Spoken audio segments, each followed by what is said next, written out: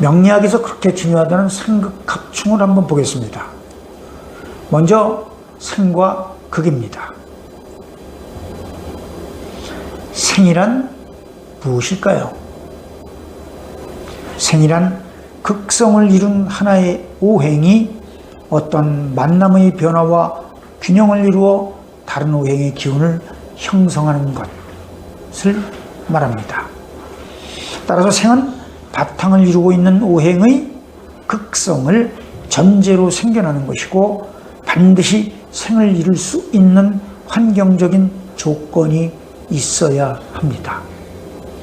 이는 여인이 아기를 가질 수 있는 성숙한 몸이라는 바탕이 있어야 하고 또 결혼이라는 환경적인 변화가 있어야 아기가 태어날 수 있는 것과 같으며 감나무 실화야 감나무가 되고 성숙된 감나무만이 기후변화라는 환경적인 변화를 만남으로써 감나무꽃을 피워 감이 열리는 것과 같습니다.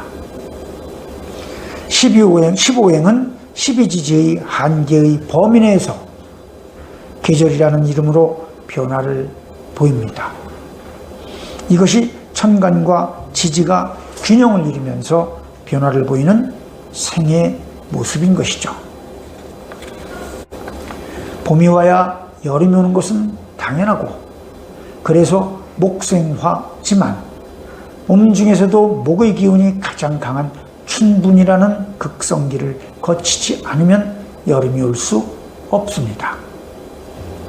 15행의 활동 시기는 춘하추동 네 극성지에서 큰 변화를 보이므로 봄에서 여름으로 넘어가는 목생화 또한 춘분이라는 정점에서 생극합충이라는 변화를 거쳐야만 가능하고 이에 대한 근본적인 바탕을 이루고 있는 것이 환경조건, 즉 기후관계를 비롯한 다른 오행들과의 균형관계를 조절해주는 양토, 음토의 작용력인 대지작용력입니다. 생은 어떤 모습이 있을까요? 생이란 자연이 변화를 보이면서 흐르는 순리로서 이를 오행의 변화로서 설명하고자 한 것이 목생화, 화생토, 토생금, 금생수, 수생목 등입니다. 이는 목을 바탕으로 화가 생하고 화를 바탕으로 토가 생한다는 등의 의미로 목이 아니면 화를 생할 수 없고 화가 아니면 토를 생할 수 없다는 등의 의미를 포함하고 있습니다. 목생화는 갑을목생 병화여, 화생토는 병정화생 무기토, 토생금은 무기토생 경신금, 금생수는 경신금생 임계수, 수생목은 임계수생 갑을목 등을 말하는 것이죠.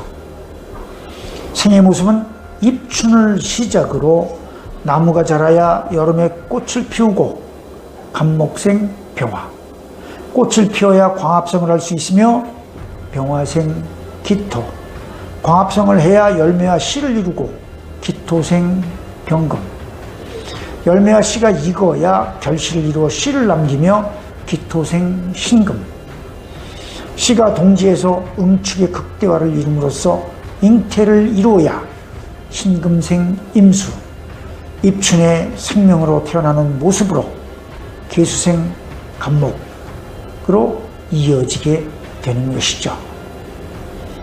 생의 개념을 다시 한번 정리해보면 생이란 단어가 명리학에서 차지하는 비중은 생을 모르면 명리학을 모른다고 할 정도로 중요한 의미를 지니고 있습니다.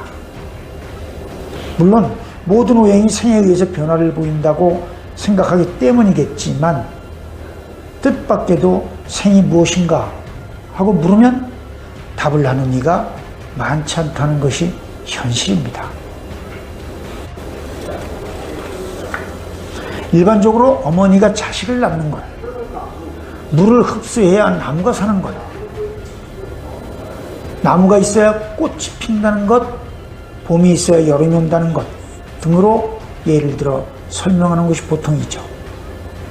그러나 어머니는 자식을 낳아도 함께 존재하지만 물은 나무를 생함으로써 사라지고 봄 역시 여름을 생하고는 사라집니다.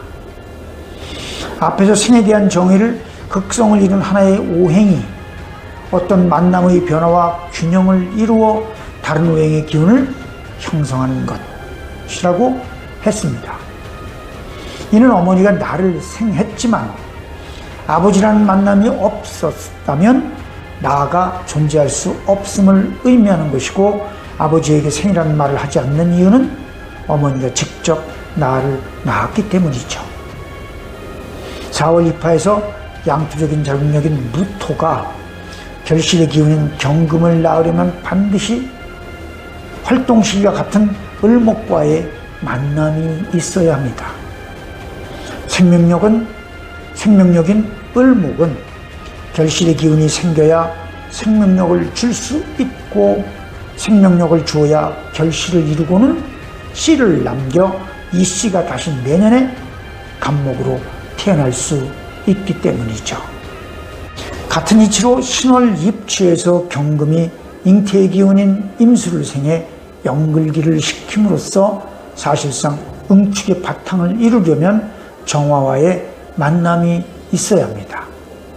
그래야 정화와 경금, 임수가 활동 시기를 함께 하면서 갑목의 기운인 잉태를 이룰 수 있기 때문이죠. 여기서 무토가 경금을 생하고 또 경금이 임수를 생하고는 사라지는 것인가? 이는 어머니가 자식을 낳고 사라지는 것이 아니라 자식을 위해 가정에서 바탕이 되어주는 이치와 같습니다. 만일 봄, 여름이 끝나고 가을, 겨울에 봄, 여름의 기운이 없다거나 가을, 겨울이 끝나고 봄, 여름에 가을, 겨울의 기운이 없다면 한여름엔 더위를 견디지 못할 것이고 한겨울엔 추위를 견디지 못할 것입니다. 수생목에 의해 나무가 물을 흡수했다 해도 그 물은 사라지는 것이 아니라 나무의 몸 안에 들어가 다양한 작용을 통해 꽃도 피우고 결실도 이루게 함으로써 변화의 초석이 될 뿐, 역할 분담이 끝나면 물은 다시 본래의 물이 되어 세상에 존재하게 됩니다.